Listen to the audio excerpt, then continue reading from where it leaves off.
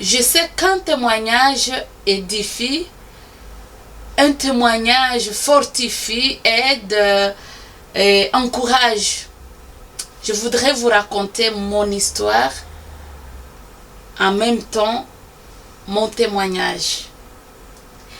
C'est une histoire de toute une vie, cependant je vais essayer de le diviser et essayer de le faire en topic pour qu'il y ait une suite logique et compréhensive. Je vais parler tout d'abord au point de vue entretien de mon corps, au point de vue entretien de ma peau, de mon corps, parce que c'était vraiment parmi mes priorités. Donc, je suis née dans une famille nombreuse. Nous sommes à 9 filles, dont je suis la 3e, et un frère qui est le cadet, le 10e. Une famille bénie, une famille heureuse. Mes 2 grandes sœurs aimaient beaucoup se maquiller, beaucoup. Et moi, j'avais commencé à les suivre. Donc j'ai suivi leurs pas. Je me suis mise aussi. Je ne sais plus j'avais commencé à quel âge, mais je sais que vers mes 14 ans, j'étais déjà dedans. J'ai commencé à mettre les crayons, les rouges à lèvres. Alors que nous étions au village, mais on avait accès à ces choses-là. Ma grande sœur avait une peau noire. Et en ce moment-là, on disait peau noire, peau recherchée.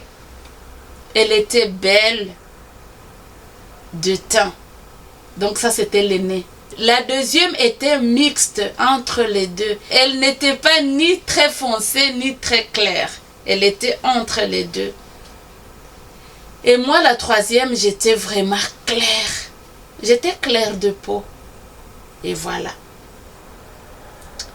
Mais en ce moment-là, donc, mes 2 sœurs, surtout la première, déjà faisait ses cheveux, mettait de curly, de rouge à lèvres, beaucoup. Et moi, je commençais aussi à m'y mettre petit à petit.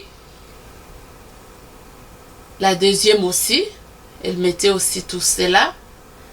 Petit à petit, au fur et à mesure que je grandissais, j'ai commencé à utiliser aussi le produit un peu éclaircissant, donc les savons surtout. Je me rappelle en ce moment-là, il y avait le savon qu'on appelait Rico, Mekako, Jaribu. Quoi d'autre en cette période? Il y avait les touch clear ou touche claire. Il y avait des tubes qu'on mettait. Il y avait les dermovat, les dermovat, les diprozone. Voilà. Et je pense que j'ai commencé aussi à toucher aussi à cela. Pourtant, j'étais claire de peau. J'ai commencé à avoir cette envie. En pensant me faire vraiment belle en plus. J'ai grandi comme ça. Mais avant cela, avant tout ce qui est maquillage, tout ça, dans notre maison, il y avait un miroir. Et j'avais pris une aiguille, je me suis percé les oreilles. Toute seule. Et voilà, après, j'ai grandi, étudié et j'ai fini mes secondaires et je suis partie quelques années à l'école supérieure. Mais j'ai continué vraiment avec les produits éclaircissants. Donc c'était des produits éclaircissants avec hydroquinone. Je ne suis pas beaucoup renseignée sur le mot hydroquinone, mais je pense que c'est un produit qu'on ajoute dans les savons, les crèmes, les lotions pour éclaircir la peau. Dans les préparatifs de mon mariage, j'utilisais toute la gamme presque de touches claires, de taches claires. Et j'aimais beaucoup. Je trouvais que ça me donnait une peau un peu... c'est pas ni clair ni foncé, mais c'était vraiment un teint... pour moi, à cette période-là, c'était magnifique. J'avais un teint éclatant, rayonnant. Voilà. Je me suis renseignée. Après mon mariage, je n'utilisais plus le même produit. Les produits avaient l'hydroquinone ou d'autres produits, je n'utilisais plus. Je commençais à prendre d'autres produits. Parmi ces produits, il y avait les HT26. Parfois, j'achetais presque toute la gamme, tellement j'avais un peu de moyens. Et d'autres produits white, je ne me rappelle plus de nom. Mais tout ce qui était comme tube, diprozone et tout ça, j'avais laissé. Et donc, j'avais vraiment un teint différent. Et quand je me regardais, oh là là, je me disais, waouh. Je me disais, waouh, c'est vraiment beau. Et les gens me disaient, waouh, Mireille, tu es toute belle, tu es éclatante. Waouh, qu'est-ce que tu utilises? Et en ce moment-là, j'étais en Belgique et quand je me préparais pour voyager, par exemple, rentrer au pays, au Congo, et là, je me préparais vraiment. J'avais toute une armoire de produits de beauté et alors j'essayais, j'utilisais ça. Si je voyais que ça ne donne pas à mon goût, j'abandonnais, j'achetais autre chose et donc j'ai changé, voilà. Jusqu'à ce que je me sens satisfaite et je me sens bien. La raison de partager avec vous ce témoignage, ce n'est pas pour critiquer les autres, ce n'est pas pour juger qui que ce soit, mais parce que je sais qu'une histoire vraie ou un témoignage édifie, aide, encourage et parfois libère. Et avec l'aide du Saint-Esprit, il y a vraiment des délivrances. Et je parlerai plus tard des cheveux, hein, de ma chevelure, mais ici je suis en train de parler de ma peau. Quand j'allais en vacances en Afrique, je faisais au moins une cure, plus ou moins un mois, quelques semaines, pour vraiment me préparer, voilà.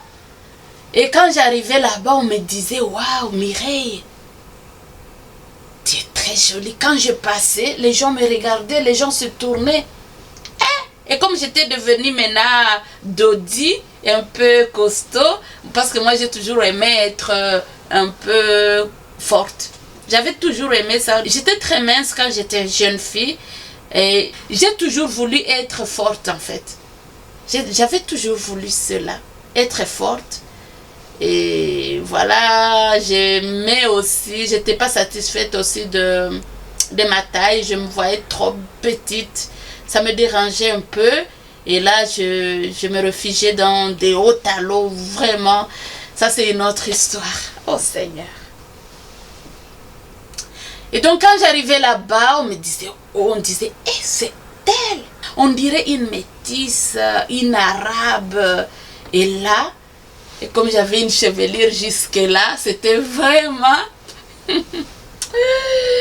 Alors, donc un jour, nous avons quitté la Belgique pour aller un peu vivre au pays. C'était au Rwanda, pour des raisons professionnelles de mon mari.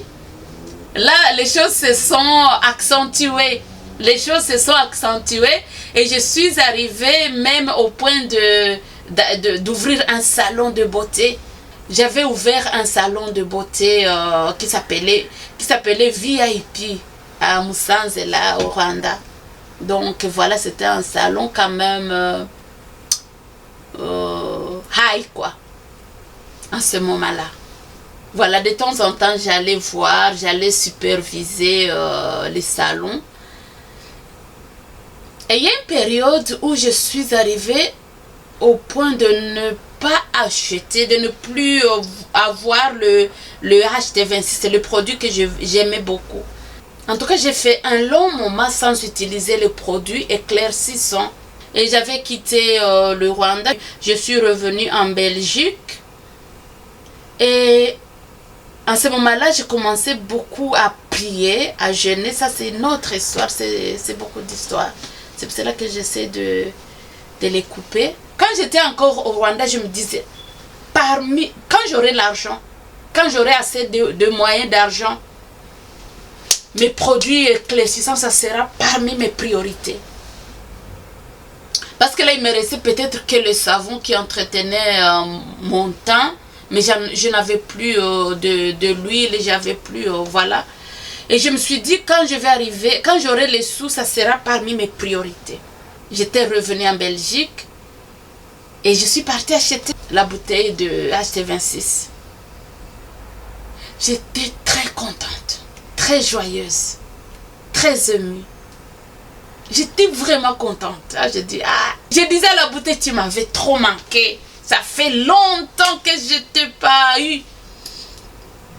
Et là, j'ai entendu une voix qui me disait, ma fille, pourquoi tu es très contente, très heureuse?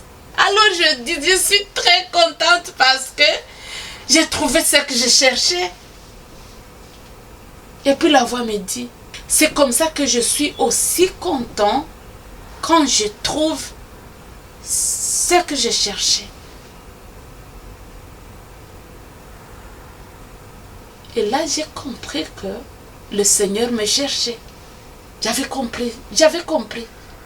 Dans cette période, je me suis quand même regardée dans le miroir. Et je me suis dit, je suis belle sans utiliser ces produits. Oh, je suis vraiment belle comme ça. Petit à petit, l'envie ou l'envie de me procurer ces produits finissait petit à petit. Je commençais à m'apprécier tel que je suis avec le produit que mes enfants utilisaient, les huiles que mes enfants, les huiles et le savon que la famille utilisait. Ça, c'était en 2012 que ces choses-là commençaient à diminuer petit à petit.